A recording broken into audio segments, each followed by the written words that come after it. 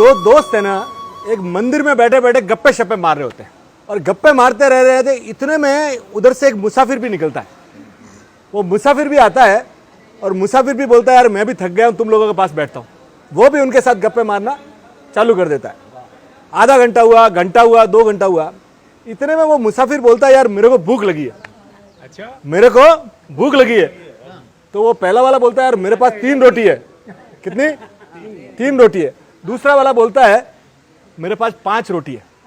तो अपने पास कुल मिला के हो गई 8 रोटी, पर अपने हैं 3। अब इसको कैसे बांटा जाए? तो वो पहले वाला बोलता है एक काम करते हैं, हर रोटी के 3 टुकड़े कर देते हैं, तो 8 रोटी के 24 टुकड़े हो जाएंगे। तो तीनों 8-8 टुकड़े खा लेंगे, तो अपना काम सेट हो जाएगा। तो तीनों ने मिलकर 8-8 टुकड़े मस्ती से खा लिए। तो वो पहला तीसरा वाला बोला यार मेरे तो इतनी भूख लगी हुई थी, बहुत बहुत धन्यवाद यार। पर इतने में वो बादल था ना, तो बारिश चालू हो गई और बारिश चालू हो गई। तीनों को रात को उधर ही सोना पड़ा।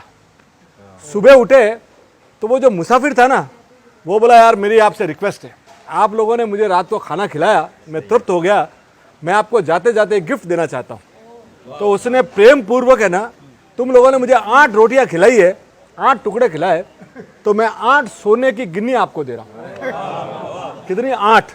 तो अब आप रखो और मेरी रिक्वेस्ट है आप रखो। अब रख तो दिया। पर ये जो दोनों दोस्त थे ना, वो एक दूसरे को इतना चाहते थे कि जिसने 5 रोटी खाई थी ना, वो उसको बोलता है कि भले ये देख मैंने 5, पर दोनों 4-4 गिनियां लेंगे।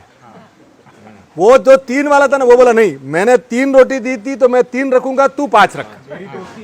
अब दोनों दोस्तों की मामला, अब वो बहस होने लगी। वो बोलता है तू 4 रख और वो बोलता है 3।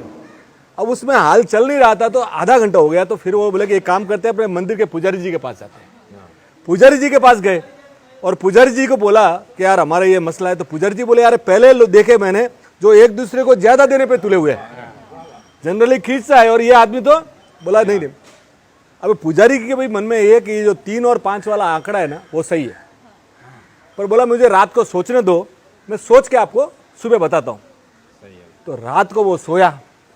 सोते सोते रात को गहरी निद्रा में वो भगवान को याद किया कि भगवान जो आपको समझ में आवे वो आप फैसला करो। रात को 1 बजे भगवान आए और भगवान ने आके बोला कि एक काम करना तुम, कि जिसने 3 रोटी दी है ना उसको तो 1 गिन्नी देना, और जिसने 5 रोटी दी है ना उसको 7 गिन्नी देना। बोले भगवान ये कौन सा न्याय आपका? ये 3, 5 और 4 वाला मामला था, नया क्या लाया 1 और 7 का? बोला ऐसा है कि देखो अगले ने 9 टुकड़े किए अपनी रोटियों के, पर 8 वो उसके पेट में चले गए, उसका त्याग 1 टुकड़े का ही है। और ये बंदे ने 5 रोटी खिलाई, उसमें 15 टुकड़े हुए, तो इसने खाए 8 पर बचे 7, तो 7 इसको दिया जाए। बोले ईश्वर का न्याय। तो जैसे वो सुबह उनको सुनाया, वो भी स्तब्ध रह गए। बोले ये जीवन है ना, आपको हमको लगता है कि इसके साथ इतना अच्छा क्यों हो रहा है, उसने से किसने कैसा त्याग किया है ईश्वर ही जानता है, आप और हम नहीं जानते। तो ये जो आप खूबसूरती देखते हो, ये जहां भी वैभव देखते हो ना, ये परमात्मा की कृपा है। वो देखता है कि किसका कितना त्याग है और कौन कितनी सेवा कर रहा है, उसके हिसाब से अपने को वरदान देता है।